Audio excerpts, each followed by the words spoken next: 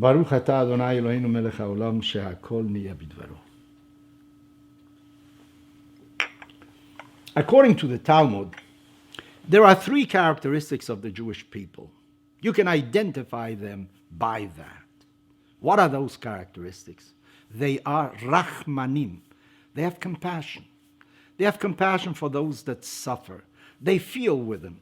There is a German word, Mitleid, which means really to feel with the other person. And that is one of the characteristics of the Jewish people.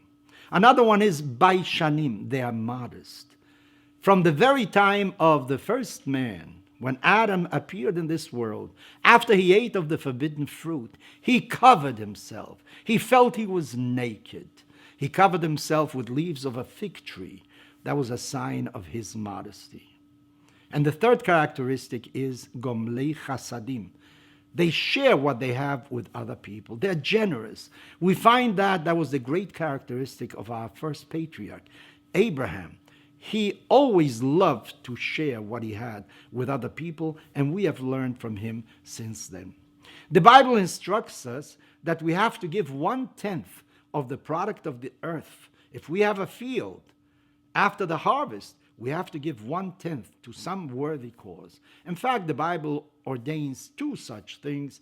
1/10 had to be consumed in the city of Jerusalem. 1/10 had to be given to the poor. And there are many people today that continue to practice that, not only among the Jewish people, non-Jews as well. They tithe their earnings. That means they give 1/10 to a worthy cause because they want to share what God has given them with other people who are less fortunate in this world. There was a very famous Hasidic rabbi, was the rabbi of Kotsk. When he was very young, and when he heard his teacher tell him that when our ancestors were in the desert, they didn't have to worry about food because manna came down from heaven. Every morning when they got up, they found the field covered with manna, which was some kind of foodstuff. According to our rabbis, you could actually feel any kind of food that you wanted once you swallowed it. Some say you couldn't feel the flavor of meat, but everything else you could really feel. So this young boy asked his teacher, "Teacher, if everybody had enough to eat, how did Jews practice charity?" The word for charity in Hebrew is tzedakah. How did they practice tzedakah? He was worried that they didn't have an opportunity to fulfill a biblical obligation. Apparently, when you practice tzedakah, you not only give, you receive something also. And tzedakah isn't really charity. It comes from a Hebrew root tzedek, which means justice. It is the right thing to do. It is the just thing to do. And you have to share what you have with others that are less fortunate than you in this world. Well, a very important lesson is that if you want to be in the receiving end, you have to give.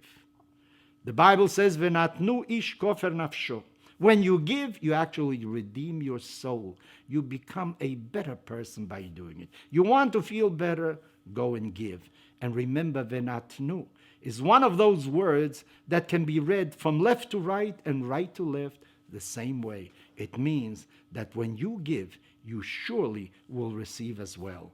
Not only will you receive in kind, you will receive tremendous spiritual satisfaction, and you will become a better human being thereby.